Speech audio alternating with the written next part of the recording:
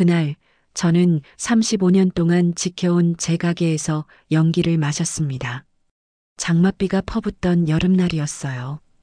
오븐 속에서는 소금빵이 부풀어 오르고 있었고 저는 평소처럼 유자 껍질을 다듬고 있었죠. 그때였습니다. 천장에서 지직하는 소리가 들렸어요. 고개를 들자마자 스파크가 튀었고 순식간에 매캐한 연기가 가게를 가득 채웠습니다. 사장님, 나가세요! 손님의 비명이 들렸지만 저는 오븐을 끄는 게 먼저였어요. 35년 동안 단 한 번도 불을 제대로 끄지 않은 적이 없었거든요. 하지만 그날은 달랐습니다. 제 손이 스위치에 닿기도 전에 누군가 제 팔을 잡아 끌었어요. 며느리 라온이었습니다. 어머님, 위험해요. 밖으로 나오고 나서야 저는 깨달았습니다. 제 손등에 검은 그을음이 묻어 있었고 가게 안은 회색 연기로 가득했어요. 소방차가 도착했고 구급대원들이 저를 검사했죠. 다행히 큰 부상은 없었습니다. 하지만 그날 밤 라온이 한 일을 알고 나서 저는 그보다 더 큰 상처를 입었어요. 며느리가 제 가게 사진을 SNS에 올렸습니다. 녹슨 환기구, 낡은 전선, 위험한 오븐 배치. 그리고 이렇게 썼더군요. 사랑하는 가족의 가게를 지키기 위한 공개 제안입니다. 다음 날 아침 구청에서 전화가 왔습니다. 임시 영업정지 통보였어요. 저는 그날 35년 역사가 하루아침에 무너지는 걸 느꼈습니다. 그런데 이게 끝이 아니었어요. 이 사건의 진짜 의미를 저는 그때 몰랐습니다.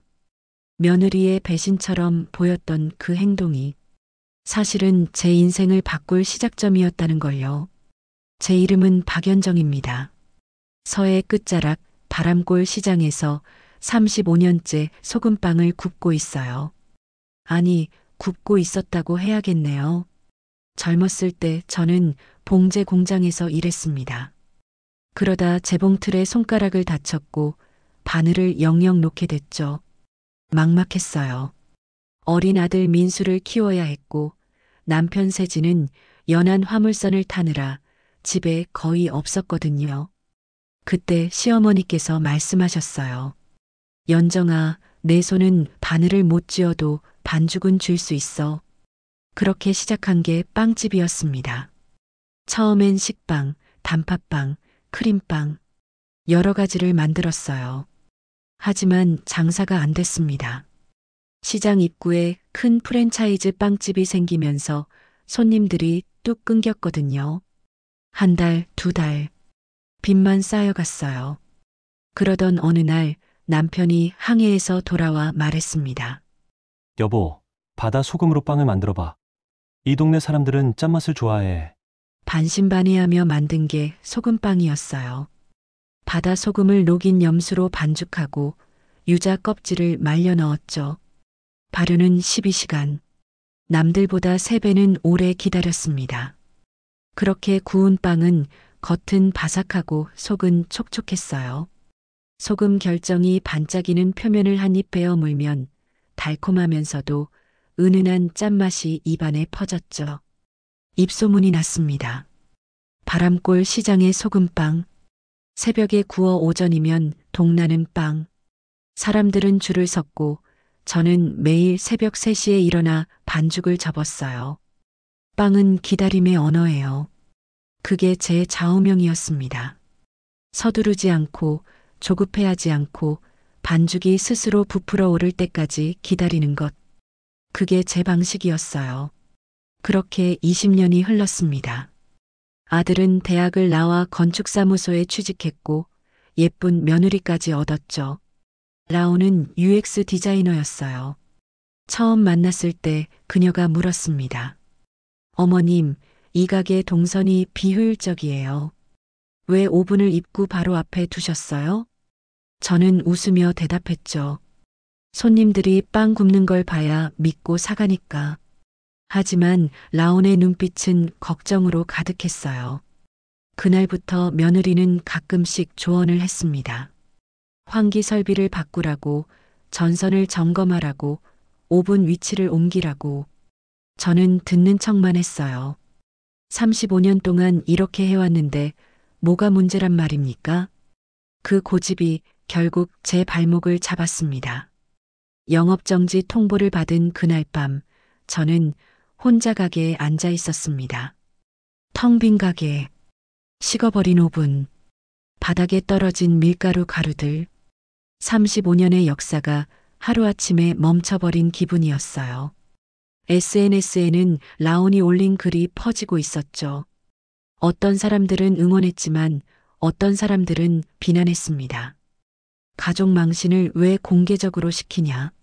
며느리가 시어머니 사업 망치려고 작정했네. 그 댓글들을 보며 저는 눈물이 났어요. 정말 라온이 저를 망치려고 한 걸까요? 아니면 진짜 걱정해서 그런 걸까요? 저는 알 수가 없었습니다. 그때 선반 구석에서 오래된 카세트 하나가 눈에 들어왔어요. 남편 세진이 마지막으로 남긴 물건이었죠. 15년 전 세진은 먼 항해를 떠났습니다. 중국까지 가는 화물선이었어요. 그런데 돌아오지 못했습니다. 풍랑을 만났고 배는 무사했지만 세진은 파도에 휩쓸렸죠. 빈 항구로 도착한 건 그의 유품뿐이었어요. 낡은 카세트 라디오와 엽서 한 장. 엽서에는 이렇게 적혀 있었습니다. 연정, 넌 바다보다 넓은 사람. 언젠가 내 빵 냄새가 도시를 채울 거야. 저는 그 말을 믿지 않았어요. 도시를 채우다니, 저는 그냥 작은 시장에서 빵이나 굽는 사람일 뿐인데. 하지만 그날 밤 오랜만에 카세트를 틀어봤습니다. 지직, 낡은 테이프에서 남편의 목소리가 흘러나왔어요. 연정, 넌 기다림을 아는 사람이야. 근데 기다림은 고집이 아니야. 더 나아지려는 약속이지. 내가 바다에서 배운 게 그거야. 파도를 이기려고 고집 부리면 배가 뒤집혀. 하지만 파도를 받아들이고 방향을 바꾸면 살아남아. 목소리가 끊겼습니다. 테이프가 늘어나 있었거든요. 저는 그 순간 깨달았어요. 제가 지키려던 건 빵집이 아니라 제 고집이었다는 걸. 라온이 한 행동도 어쩌면 파도를 알려준 것일지 모른다는 걸요. 다음 날 아침 가게 문 앞에 낯익은 남자가 서 있었습니다. 최도윤. 동네에서 자란 후배였는데 지금은 서울에서 푸드테크 인큐베이터를 운영한다고 들었어요. 사장님, 소금빵 레시피 사업화할 생각 없으세요? 저는 멍하니 그를 바라봤습니다. 사업화? 제가요? 사장님 빵은 특별해요. 그 염수 반죽을 표준화하면 브랜드가 될 수 있어요. 소금등대라는 이름 어때요? 저는 고개를 저었습니다. 난 브랜드 같은 거 몰라. 그냥 내 방식대로 빵만 구울 줄 알아. 도윤이 웃었어요. 그 방식을 지키면서 키우는 거예요. 단 안전하고 지속 가능하게요. 그 말에 저는 며느리 라온이 그린 도면을 떠올렸습니다. 혹시 이게 라온이 보려던 미래였을까요? 저는 라온을 불렀습니다. 아들 민수도 함께요. 앉아라. 며느리는 조심스럽게 자리에 앉았어요. 눈빛이 흔들리고 있었죠. 죄책감 때문일까요? 아니면 후회 때문일까요? 저는 먼저 말문을 열었습니다. 라온아, 내가 올린 그 글. 나 정말 화났어. 죄송해요, 어머님. 근데 말이야. 저는 라온이 그려놓은 개선 도면을 펼쳤습니다. 환기 설비 배치도, 전선 재배치 계획, 오븐 안전 거리 확보 방안. 며느리는 이 모든 걸 이미 몇 달 전부터 준비하고 있었던 거예요. 넌 날 망신 주려던 게 아니라 살리려던 거였구나. 라온의 눈에 눈물이 맺혔습니다. 어머님, 저 정말 무서웠어요. 언젠가 큰 사고 날까봐. 그래서 계속 말씀드렸는데 제 말을 안 들으시니까 저는 방법이 없었어요. 공개적으로라도 알려야 어머님이 움직이실 것 같았어요. 민수도 거들었어요. 엄마 라온이는 밤마다 고민했어요. 어떻게 하면 엄마 자존심 안 상하게 도울 수 있을까? 어떻게 하면 가게를 더 안전하게 만들 수 있을까? 그 글 올린 것도 사실 저한테 먼저 물어봤어요. 근데 제가 괜찮다고 했어요. 저는 두 사람을 번갈아 봤습니다. 그리고 깨달았죠. 제가 미워했던 건 며느리가 아니라 변해야 한다는 사실 자체였다는 거요. 미안하다, 라온아. 내가 너무 고집만 부렸구나. 며느리가 제 손을 잡았습니다. 아니에요, 어머님. 어머님의 그 기다림, 그 철학은 정말 소중한 거예요. 저는 그걸 지키면서 더 많은 사람에게 전하고 싶었어요. 그래서 도윤 대표님께 말씀드렸어요. 그제야 퍼즐이 맞춰졌습니다. 최도윤이 찾아온 것도 라온이 미리 연락했기 때문이었던 거예요. 다음 날 저희는 셋이서 도윤의 인큐베이터를 방문했습니다. 파일럿 키친이라는 곳이었어요. 최신 장비들이 즐비했지만 중앙에는 제 방식대로 만든 오븐이 있었습니다. 사장님, 여기서 레시피를 표준화할 거예요. 염도, 발효 시간, 온도 모두 데이터로 기록해서 어느 매장에서든 똑같은 맛이 나게요. 하지만 12시간 발효, 그건 절대 안 줄일 거예요. 도윤의 말에 저는 고개를 끄덕였습니다. 조건이 있어. 내 방식의 기다림은 지켜줘. 약속합니다, 사장님. 그렇게 소금 등대 프로젝트가 시작됐어요. 하지만 시작은 순탄치 않았습니다. 바람골 시장 상인들이 반대했거든요. 연정이 내가 우리 배신하고 대기업 가는 거야? 35년 동네에서 장사하던 사람이 이제 서울 사람들한테 팔아넘기냐? 저는 시장 상인회를 찾아가 고개를 숙였습니다. 여러분, 저 혼자 잘 살려는 게 아닙니다. 이 브랜드가 성공하면 우리 바람골 시장 이름도 함께 알려질 겁니다. 그리고 제가 번 돈은 이 시장에 돌려드릴게요. 상인들은 반신반의했지만 결국 허락해줬어요. 그중 한 분이 말했죠. 연정아, 내가 바다처럼 넓은 사람인 줄은 알았다. 근데 하늘처럼 높이 날 줄은 몰랐네. 그 말이 제 가슴을 뭉클하게 했습니다. 정말 제가 날 수 있을까요? 파일럿 키친에서의 6개월은 지옥 같았습니다. 매일 새벽 3시 저는 여전히 반죽을 접었어요. 하지만 이번엔 혼자가 아니었죠. 도윤의 팀원들이 옆에서 모든 걸 측정했습니다. 염수 온도, 반죽 속도, 접는 횟수, 발효 실습도 35년 동안 감으로 해왔던 모든 것들이 숫자가 됐어요. 사장님, 오늘 염도가 2.3%예요. 어제는 2.1%였는데 왜 차이가 날까요? 그야. 오늘 소금이 좀 굵었으니까. 그럼 소금 입자 크기도 표준화해야겠네요. 처음엔 답답했습니다. 빵은 느낌으로 만드는 건데 왜 자꾸 숫자로 재려고 하는지. 하지만 라온이 말했어요. 어머님, 어머님의 감을 다른 사람도 재현할 수 있게 만드는 거예요. 그래야 전국 어디서든 어머님의 빵을 먹을 수 있잖아요. 맞는 말이었습니다. 제가 아니어도 제 빵을 만들 수 있다면 그게 진짜 브랜드겠죠. 3개월 뒤 드디어 레시피 표준화가 끝났습니다. 그리고 바람골 시장에 1호점이 문을 열었어요. 리모델링한 제 가게였죠. 깨끗한 환기 시스템, 안전한 전선 배치, 그리고 유리창 너머로 보이는 제 모습. 저는 여전히 그곳에서 빵을 구웠습니다. 오픈 첫날 줄이 200m까지 이어졌어요. 언론에서도 왔죠. 35년 전통의 소금빵 브랜드로 다시 태어나다. 바람골의 기적, 할머니 빵집이 스타트업과 만나다. 손님들은 여전히 제 빵을 좋아했습니다. 맛은 똑같았거든요. 아니, 어쩌면 더 좋아졌을지도 몰라요. 안전하고 깨끗한 환경에서 만들어진 빵이니까요. 한 달 만에 손익분기점을 넘겼습니다. 도윤은 바로 2호점 오픈을 제안했어요. 사장님, 서울 홍대에 매장 내죠. 거긴 유동 인구가 많아요. 저는 망설였습니다. 너무 빠르게 커지는 거 아닐까? 하지만 민수와 라온이 설득했어요. 엄마, 기회는 지금이에요. 놓치면 다시 안 와요. 그렇게 2호점, 3호점이 열렸습니다. 6개월 안에 30개 매장. 가맹 문의가 쏟아졌어요. 모두가 소금 등대를 원했습니다.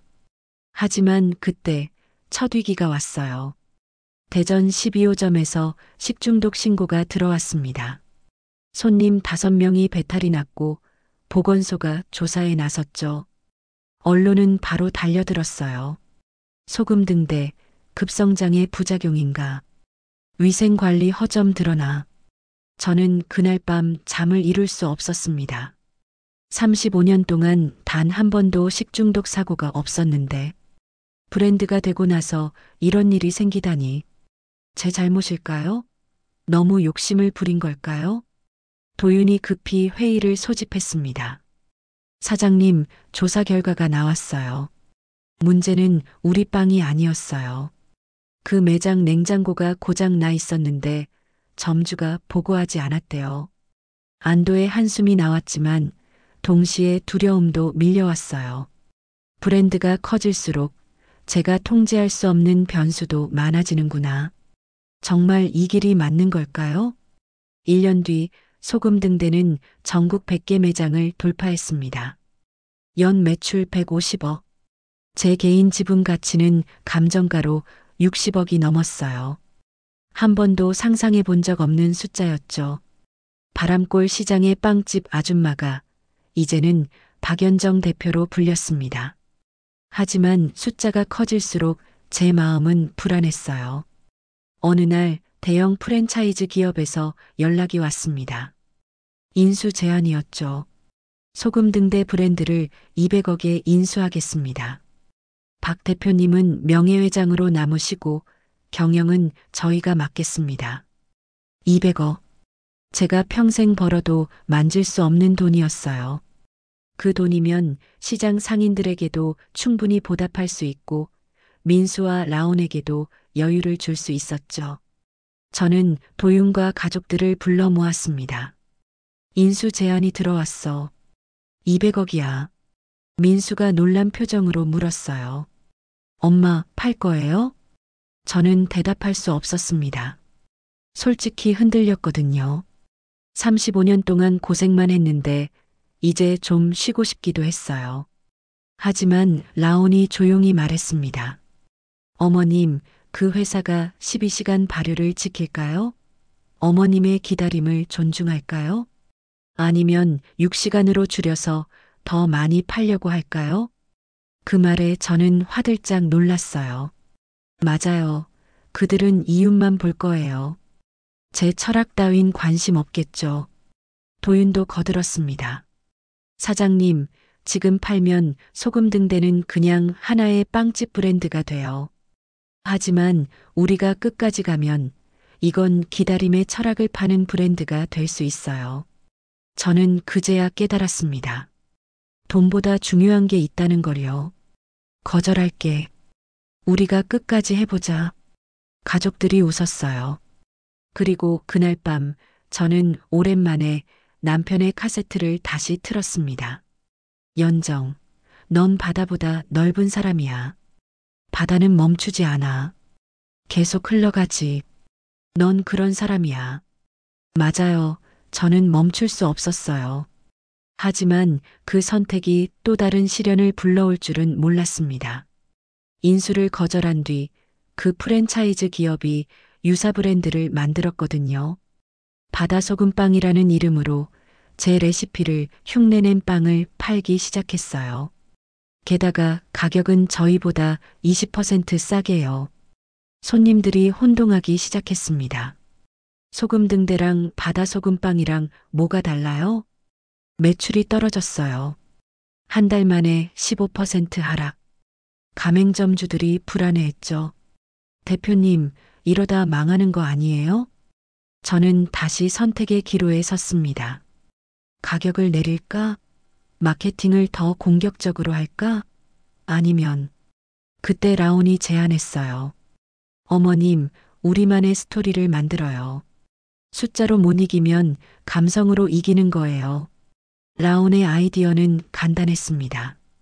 기다림 박물관을 만드는 거예요. 어머님이 35년 동안 지켜온 이야기, 남편분께서 남기신 카세트, 바람골 시장의 역사, 그 모든 걸 보여주는 거예요. 사람들은 빵만 사는 게 아니라 이야기를 사는 거예요. 저는 처음엔 쑥스러웠습니다. 제 개인사를 왜 공개해야 하나요? 하지만 민수가 말했어요.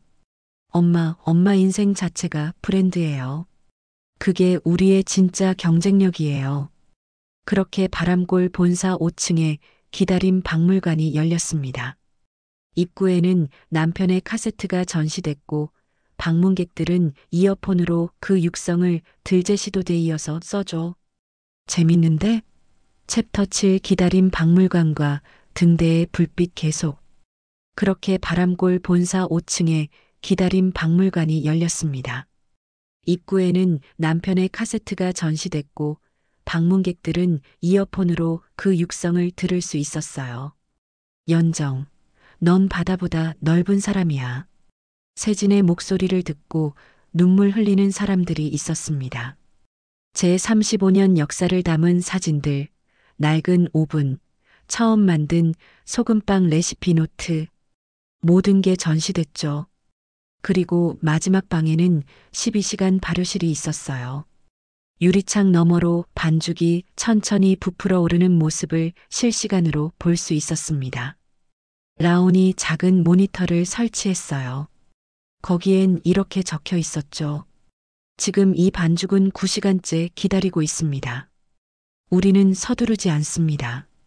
좋은 것은 기다릴 가치가 있으니까요. 박물관 소식이 SNS에 퍼졌습니다. 사람들이 몰려왔어요. 빵을 사러 온 게 아니라 이야기를 보러 온 거였죠. 그들은 박물관을 둘러본 뒤 1층 매장에서 소금빵을 샀습니다. 그리고 이렇게 말했어요. 이 빵 하나에 이런 이야기가 담겨 있었네요. 매출이 다시 올랐습니다. 아니, 폭발적으로 올랐어요. 한 달 만에 이전보다 30% 증가. 가맹 문의도 다시 쏟아졌죠. 하지만 이번엔 조심스럽게 진행했습니다. 점주 교육을 강화하고 품질 관리를 철저히 했어요. 6개월 뒤 소금 등대는 전국 180개 매장, 연 매출 240억을 기록했습니다. 제 지분 가치는 90억. 상상도 못한 숫자였죠. 하지만 저는 그 돈에 취하지 않았어요. 약속을 기억했거든요. 바람골 시장 상인들과의 약속. 저는 매주 토요일 아침 본사 주방에서 직접 빵 200개를 구웠습니다. 그리고 그걸 시장 상인들에게 무료로 나눠줬어요. 처음엔 고마워하던 상인들이 나중엔 이렇게 말했습니다. 연정아, 이제 우리한테 줄 필요 없어. 내가 번 돈으로 젊은 창업자들 도와줘. 그 말에 가슴이 뭉클했어요. 그래서 소금 등대 창업 장학금을 만들었습니다. 매년 10명의 청년 창업자에게 1천만 원씩 지원하는 프로그램이었죠. 첫 장학생 중 한 명이 물었어요. 대표님, 어떻게 35년 동안 한 가지만 하실 수 있었어요? 저는 잠시 생각하다 대답했습니다. 나도 몰라. 그냥 매일 오늘이 마지막인 것처럼 반죽을 접었을 뿐이야. 그런데 그게 35년이 됐더라고. 그날 밤 라온이 찾아왔어요. 어머님, 이제 제 역할은 끝난 것 같아요.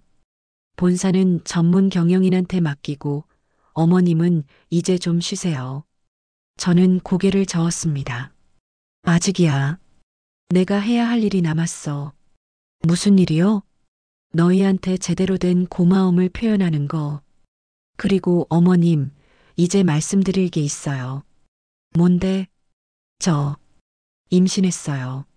3개월이에요. 그 순간 세상이 환해지는 것 같았어요. 새로운 생명, 새로운 시작. 제 기다림은 계속되는 거였어요. 그래. 그럼 이 아이한테도 가르쳐 줘야겠네. 기다림의 언어를. 라온이 고개를 끄덕였습니다. 네, 어머님. 그리고 사랑의 용기도요. 저는 창밖을 바라봤어요. 저 멀리 바다가 보였습니다. 파도는 여전히 밀려가고 있었죠. 하지만 이제 저는 두렵지 않았어요. 바다를 이기는 게 아니라 바다와 함께 가는 법을 배웠으니까요. 그날 밤 본사 옥상의 등대 조형물에 불이 켜졌습니다. 라온이 설계한 거였어요. 소금 결정 모양의 LED 등대. 그 불빛이 바람골 시장을 비췄습니다. 등대는 이제 5분의 불꽃이 아니었어요. 서로를 향한 책임과 자유, 기다림과 용기의 불빛이었습니다. 저는 조용히 중얼거렸습니다. 여보, 우리 해냈어. 빵 냄새가 정말 도시를 채웠어. 바람이 불었습니다. 소금기 가득한 바람. 그 바람 속에서 남편의 목소리가 들리는 것 같았어요. 연정, 잘했어. 넌 정말 바다보다 넓은 사람이야. 저는 미소 지었습니다. 그리고 내일 또 반죽을 접을 생각을 했어요.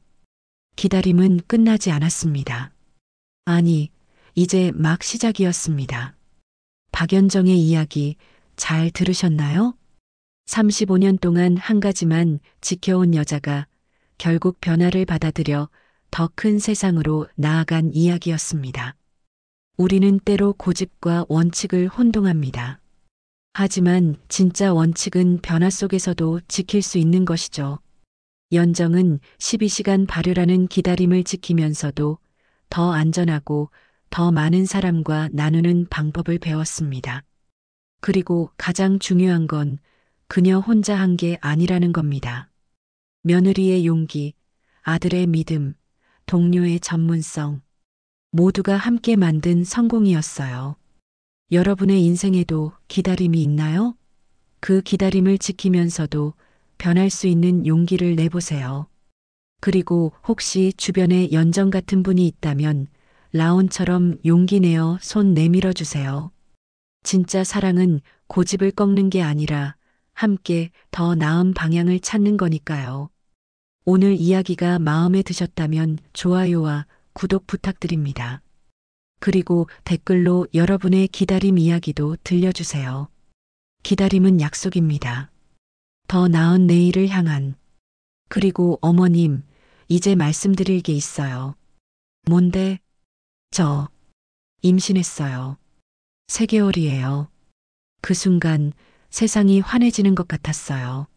새로운 생명, 새로운 시작. 제 기다림은 계속되는 거였어요. 그래. 그럼 이 아이한테도 가르쳐 줘야겠네. 기다림의 언어를. 라온이 고개를 끄덕였습니다. 네, 어머님. 그리고 사랑의 용기도요. 저는 창밖을 바라봤어요. 저 멀리 바다가 보였습니다. 파도는 여전히 밀려가고 있었죠. 하지만 이제 저는 두렵지 않았어요. 바다를 이기는 게 아니라 바다와 함께 가는 법을 배웠으니까요. 그날 밤 본사 옥상의 등대 조형물에 불이 켜졌습니다. 라온이 설계한 거였어요. 소금 결정 모양의 LED 등대. 그 불빛이 바람골 시장을 비췄습니다. 등대는 이제 5분의 불꽃이 아니었어요.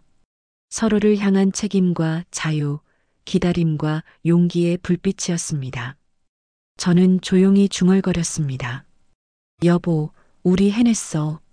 빵 냄새가 정말 도시를 채웠어. 바람이 불었습니다. 소금기 가득한 바람. 그 바람 속에서 남편의 목소리가 들리는 것 같았어요. 연정, 잘했어. 넌 정말 바다보다 넓은 사람이야. 저는 미소 지었습니다. 그리고 내일 또 반죽을 접을 생각을 했어요. 기다림은 끝나지 않았습니다. 아니, 이제 막 시작이었습니다. 박연정의 이야기 잘 들으셨나요? 35년 동안 한 가지만 지켜온 여자가 결국 변화를 받아들여 더 큰 세상으로 나아간 이야기였습니다. 우리는 때로 고집과 원칙을 혼동합니다. 하지만 진짜 원칙은 변화 속에서도 지킬 수 있는 것이죠. 연정은 12시간 발효라는 기다림을 지키면서도 더 안전하고 더 많은 사람과 나누는 방법을 배웠습니다. 그리고 가장 중요한 건 그녀 혼자 한 게 아니라는 겁니다. 며느리의 용기, 아들의 믿음, 동료의 전문성, 모두가 함께 만든 성공이었어요.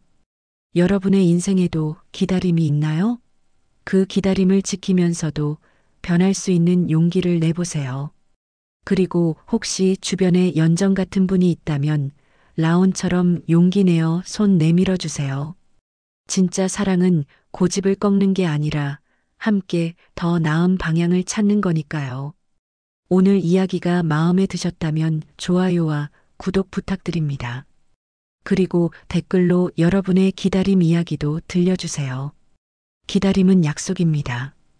더 나은 내일을 향한